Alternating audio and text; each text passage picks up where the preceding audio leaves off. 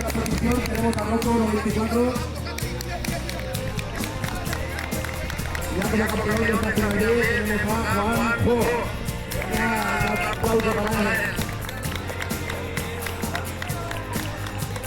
Agradecer la participación de los Sánchez. Bueno, como gran campeón de esta final A, tenemos a Zubi. Venga, hace fuerte aplauso para él.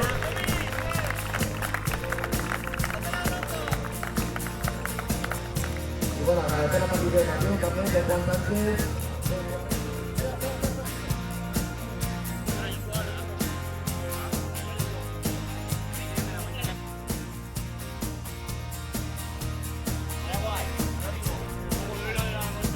Y Carlos Carrasco. Carrasco, perdón. Bueno, y la vuelta rápida se lleva este gran trofeo de esta final, bueno, la final no, de todo, de las 5 finales, de estas 5 finales. La 46-0 que ha hecho Juanjo. Veterano Juanjo. Pues bueno, este trofeo, bonito trofeo, y gran trofeo para él.